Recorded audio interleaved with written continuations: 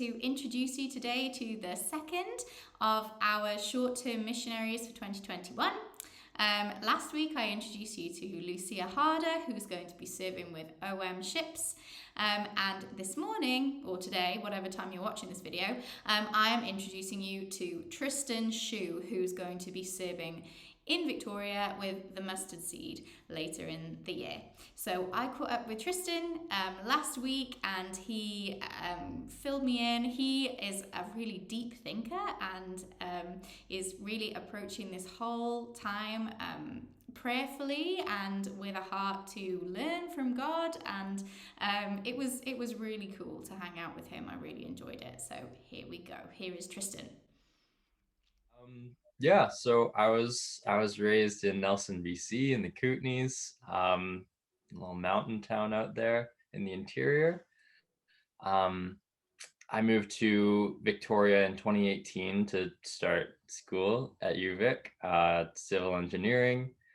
Um, and yeah, I was looking around at churches, and I mean Lambrick is pretty nearby, and I had heard some good things about it from friends. So and yeah, the first time I came, it was really welcoming. So um, yeah, shortly thereafter, I was regularly attending, and kind of have been ever since. While I'm in Victoria, yeah. Okay, so you are going to be undertaking a short-term mission opportunity this coming year. Why don't you tell us a bit about that, what you know so far about what you'll be doing there? Yeah, so things are a little bit still in the works, but falling into place. So it'll be with the Mustard Seed Street Church um, down in downtown Victoria.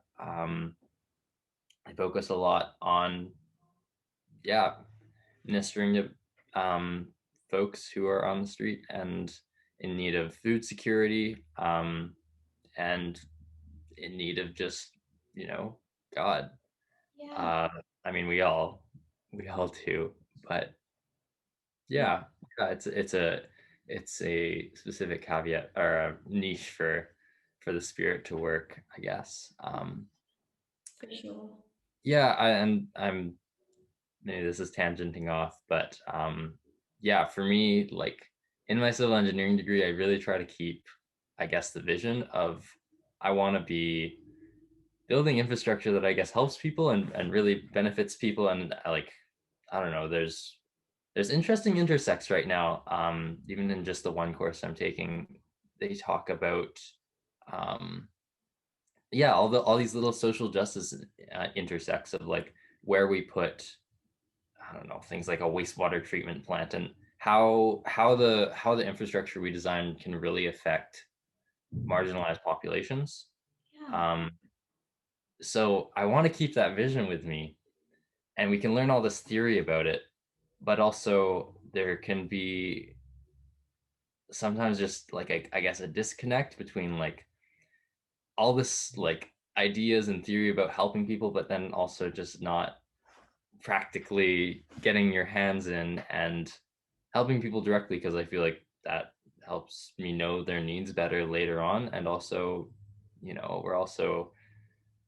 we've just got this propensity in us once we get spirit in us to just like be able to serve and use our hands and yeah, serve. So that's something that also really drew me to spending this semester doing missions rather than just try and push ahead with school, like take it slowly. And remember, I also have this call on my heart and soul to also just like reflect Christ in very hands practical ways. So yeah.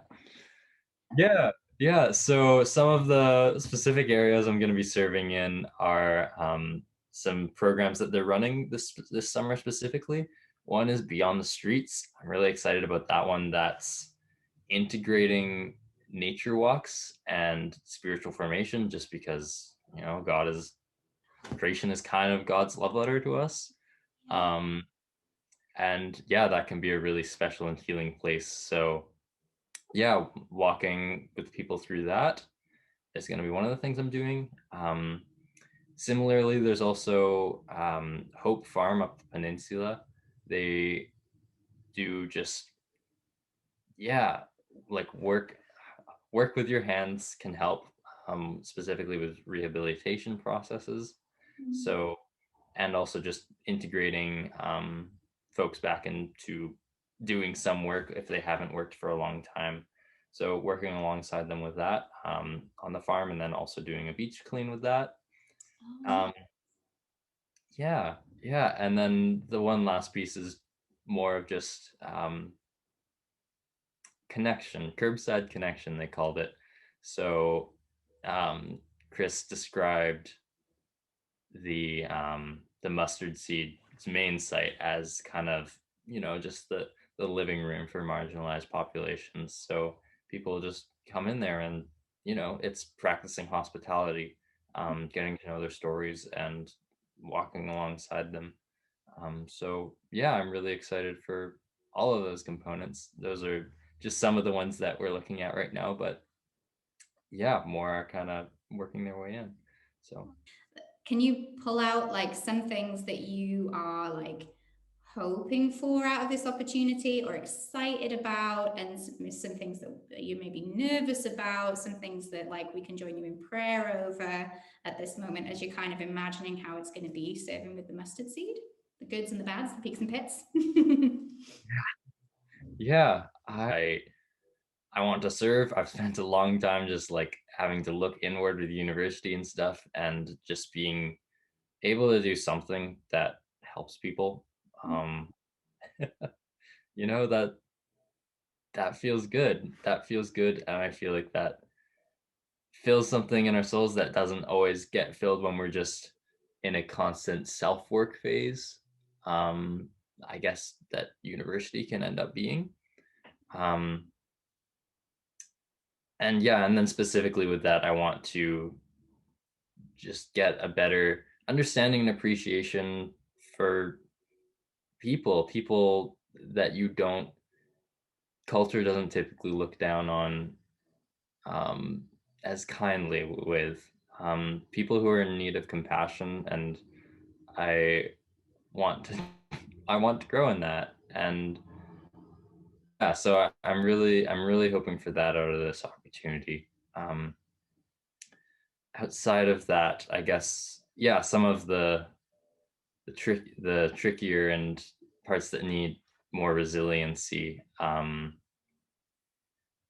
There are a lot of difficult stories. I think um, pastor there, Chris Pollock, he mentioned in when we were chatting the other week in our interview, just that the currency there is in hurting souls and difficult stories, um, and it's heart heavy work.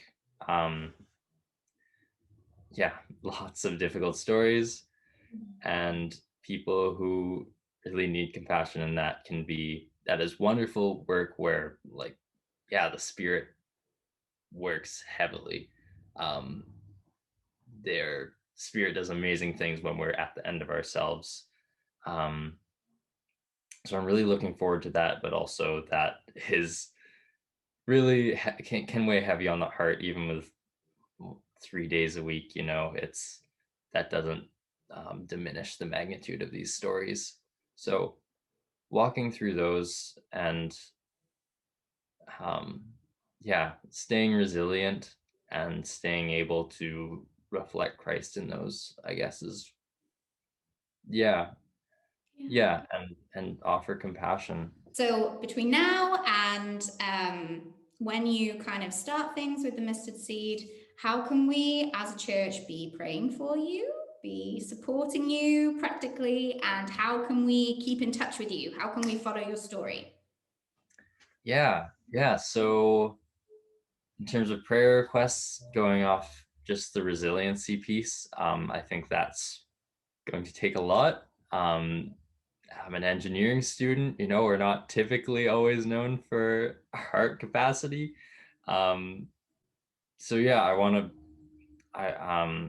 I need prayer support for walking through that well. Um, and also just after it's been a year of online classes, that also weighs heavy on the heart in a different way. Yeah. Um, so just continuing to recover and learn how to slow down from that, walk a little more at Jesus's pace. I think that's something I'm really trying to walk through, especially as I prepare um, to be going into this opportunity.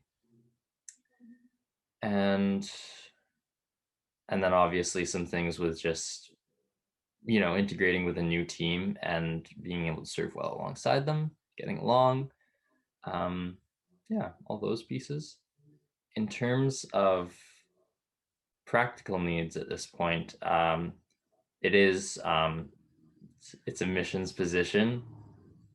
Missions typically require fundraising, so we're aiming to get $1,500 from the congregation, fundraise to fund this position, to fund my placement of the mustard seed.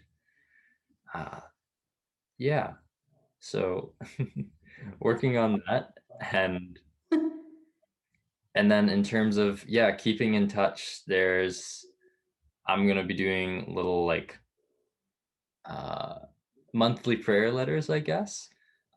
There's gonna be a little mailing list for those. I think I'm gonna try and just put in some of my reflections and continued prayer requests because those aren't static, yeah, um for sure. and I want it to be a space for reflection, and then also keeping the church in the loop, because Yeah. it's Lambrick that's making this happen. They've been so good to me throughout this process.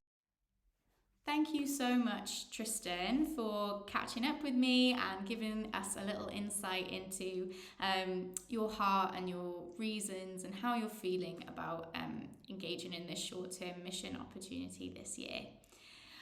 You can keep track of Tristen. You can find his prayer letter. You can find the links to support him financially if you would like to at www.lambrick.com/Tristen, and that's spelt with an E, so Tristen, Tristen. And also with Lucia, if you would like to find Lucia's prayer letter and links to support her financially, it's again www.lambrick.com/Lucia, Lucia. So thanks so much everyone for listening and for supporting our young adults as they engage in short-term missions this year. It's super exciting, and have a lovely day.